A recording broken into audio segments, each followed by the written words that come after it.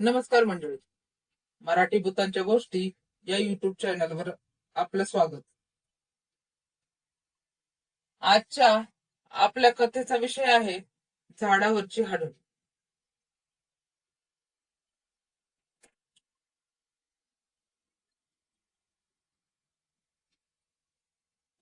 माझा या भूत प्रेत यावर तर कधी विश्वासच नव्हता, पण जो अनुभव आज माझ्यासोबत घडला त्या अनुभव माझ्या आयुष्यात एक भीती नावाचं घर केलं. तो मी तुमच्या समोर मांडणार आहे. या घटनेने तर मला अक्षरशः मनाला सुद्धा या गोष्टीवर विश्वास ठेवण्यास बाध्य केले आहे. मी मूळचा वाशिमचा राहणारा. घराशेजारी काही अंतरावर इंग्रजाच्या काळातील एक ब्रिटिश महाविद्यालय आहे. सर्वप्रथम तिथे ब्रिटिश सैनिकांचे हेडक्वार्टर होते.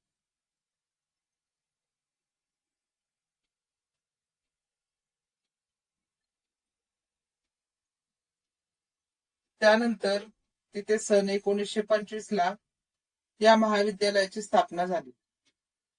RA कॉलेज वाशिम हे त्याचं नाव. हे महाविद्यालय 400 एकरच्या क्षेत्रफळामध्ये पसरलेलं आहे. विद्यालय मोठ्या क्षेत्रफळात असल्याने तिथे हॉस्टेलची पण सोय आहे. पण त्या महाविद्यालयात रात्रीच्या 10:30च्या सुमारास सुद्धा कोणी फिरकत नाही. कारण लोकांची अशी मान्यता आहे की तिथे अशा विचित्र घटना घडतात की आपण त्यांचा अंदाज सुद्धा लावू शकत नाही. 10वी होती, परीक्षाही तोंडावर होत्या. रोजचा आपला तोच शेड्यूल. शाळा, क्लास, घर, मैदान याच्या व्यतिरिक्त काहीच नाही. माझी ट्युशन रात्री उशिरापर्यंत संपायची. जवळपास 10:30 वाजेपर्यंत मी आपलं सायकलने ये जा करायचो.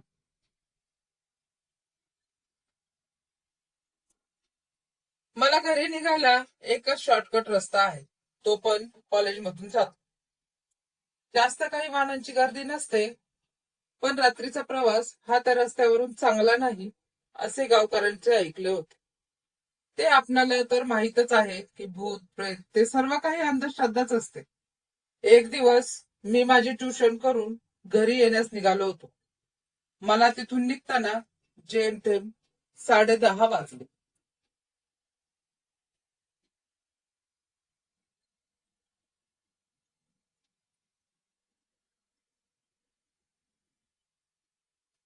घरी लवकर पोहोचण्याच्या बेताने मी त्या कॉलेजमधून जाणारा शॉर्टकट रस्ता निवडला. रात्रीची वेळ असल्याने घरी जाण्यास खूप उशीर झाला, म्हणून रस्त्याच्या आसपास तिथे माझ्या व्यतिरिक्त दुसरं कोणीच दिसत नव्हतं. म्हणजे रस्ता संपूर्ण ओसाड पडला होता. मग काय, मस्त लागलो आपलं सायकल चालवायला. मनात विचित्र असे विचार येत होते. कसा बसा त्याच्यावर ताबा ठेवून चाललो होतो.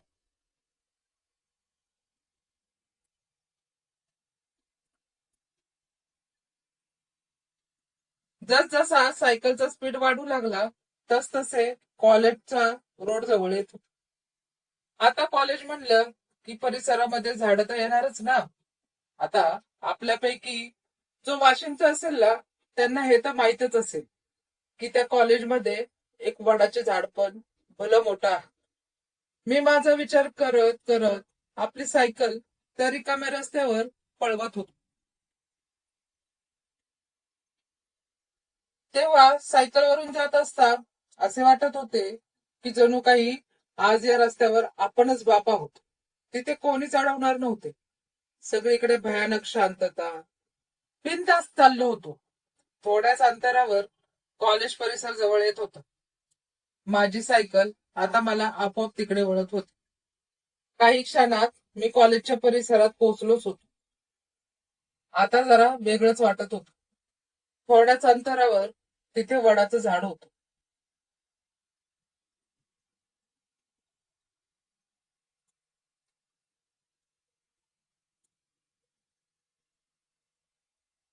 जोपर्यंत तिथे पोहोचलो नव्हतो तोपर्यंत सगळं काही सुखात होतं. पण जसं मी त्याच्या झाडाच्या बाजूने निघालो तसंच मला तिथे एकाएकी गारवा जाणवू लागला. ठीक आहे म्हणलं, झाड थोडं थंड वाटतच, म्हणून काही विचार न करता पुढे निघालो. 2च पाऊल पुढे गेलो असावा तितक्यात सायकलची चेन पडावी. आता या चेनला पडायला काय झालं कोणास ठाऊक. मला अशा जागी चेन लावणे काही ठीक वाटलं नाही, म्हणून तिला आता चालवत नाही.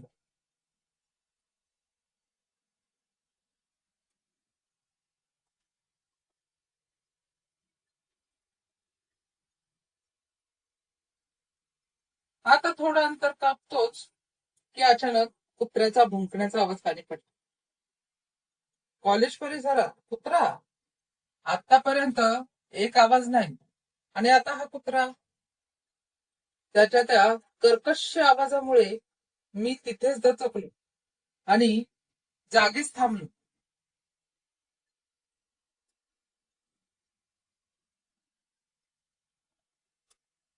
कॉलेजच्या परिसरात यावेळी कुत्रा इथे कसा काय, या विचाराने मी आपला मोबाईलचा टॉर्च सुरू करून चारही बाजूचा कानोसा घेऊ लागलो.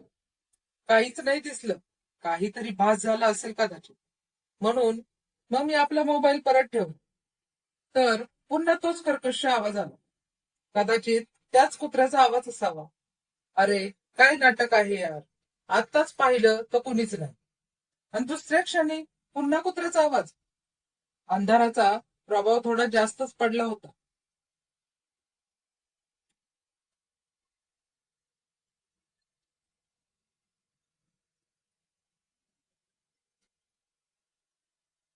मी माझ्या मोबाईलची बॅटरी त्या आवाजाच्या दिशेने फिरवली. आता जे काही पाहिलं होतं ते थोडं भयानकच पाहिलं. झाडाच्या दिशेने कसली तरी आकृती दिसली. भली मोठी होती ती आकृती, थोडी विचित्रच दिसत होती. नेमकी कशाची होती हे लवकर समजत नव्हते. माणसाची होती की बाईची, ते काहीच समजलं नाही.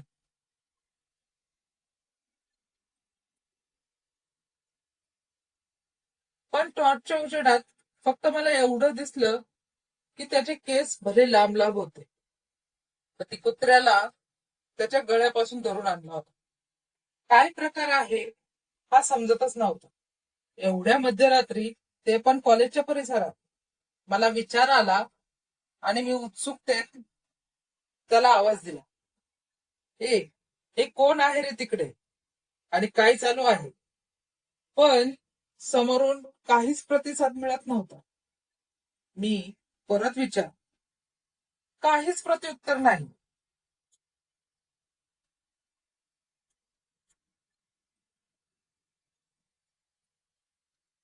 मी पुन्हा पुन्हा प्रश्न करत होतो.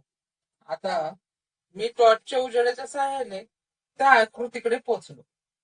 माझा संवाद तर सुरूच होता. मनात थोडी शंका येऊ लागली. जवळ गेलो आणि राग करून विचारलो, काय रे, मी किती वेळापासून तुला विचारतो, कोण आहेस आणि काय करत आहेस एवढ्या रात्री, काय चालू आहे? रागाच्या भरात माझ्या तोंडून काही अपशब्द घे, तर तू काही बोलतच नाहीस. मुका आहेस की ऐकू नाही येत?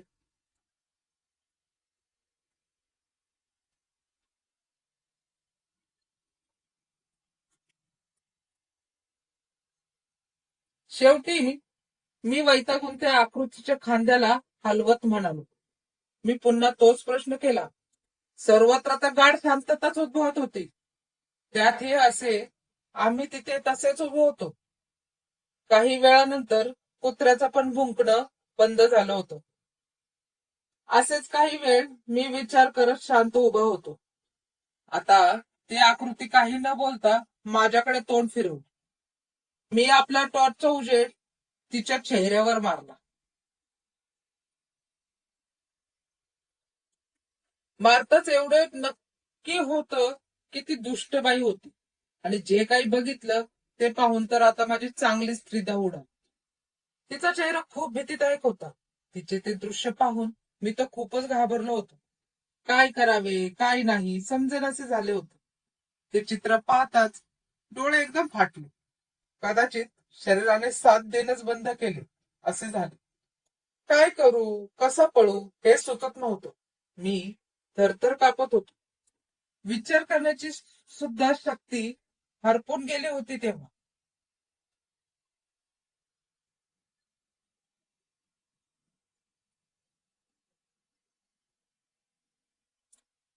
अचानक त्या बाईने जोरात हंबरल्यासारखा आवाज केला. मी दचकून ओरडून जमिनीवर स्थिर पडली. ती बाई अजून जोरात ओरडली. त्या भयान शांततेत तो आवाज खूप भय उधळत होता. ती माझ्या अंगावर येणारच की तिथून बाजूला सरकून पटकन कसा बसा उठलो. आता धावत सुटलो. ती दुष्ट बाई पण माझ्या मागे धावत सुटली. माझ्यात आणि सायकलमध्ये फारसं अंतर नव्हतं. पण आता या घटनेमुळे ते अंतर सुद्धा आता खूप जास्तच वाटू लागलं.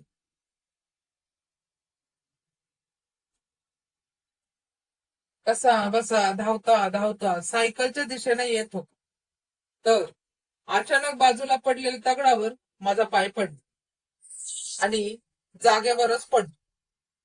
कळ तर अशी येत होती जणू मुरगळलाच असावा. पडता क्षणीच मागे वळून पाहतो तर ती बाई आता माझ्या खूपच जवळ आली आणि माझा पाय खेचू लागली. पण मी आपल्या पूर्ण ताकदीने आपल्या दुसऱ्या पायाने तिला ढकलण्याचा प्रयत्न चालूच होता. प्रयत्न करत असताना एक लाथ जोरदार बसली तिच्या पोटात आणि कसा बसा उठून परत धावत सुटली. आता मात्र मनाशी पक्क केलं होतं, आता जर नाही वाचलो तर परतच्या दिवसाची आस नाही. पडत धडपडत सायकल पर्यंत पोहोचलो. पायाला मुक्का मार बसल्यामुळे पळायला पण होत नव्हतं. पण काय करणार, तेवढा जीव पण महत्वाचा होता आपल्यासाठी.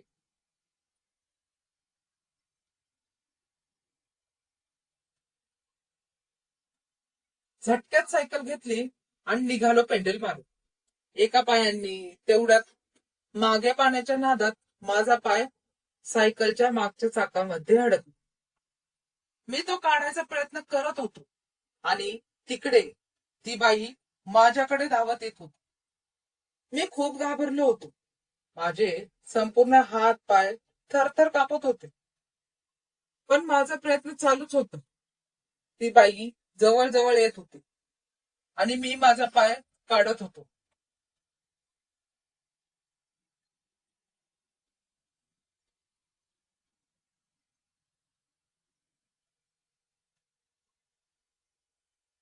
ती बाई आता एकदम जवळ आली आणि माझा पाय पण चाकातून निघाला आणि ती मला धरणारच की मी तेवढ्यात तिथून पळालो आणि सुटलो.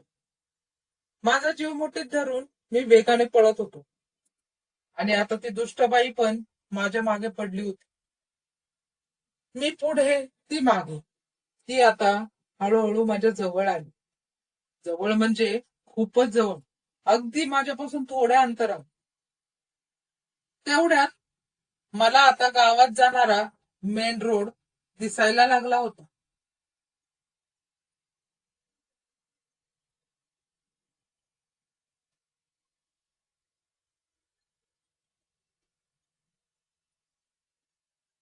दिसताच माझा वेग अजून वाढला.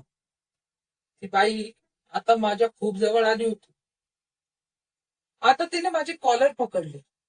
एका हातात सायकल आणि दुसऱ्या हातात आपला स्वतःचा जीव घेऊन आपल्या पूर्ण ताकदीने मी तिला विरोध करत पळत होतो. तिच्या हातून माझी कॉलर सुटली. कारण मी आता कॉलेज परिसर पार करून पुढे मेन रोडवर आलो होतो. नशीब चांगलं म्हणावं, शेवटी मात्र मी व्यवस्थित आणि सुखरूप घरी पोहोचलो.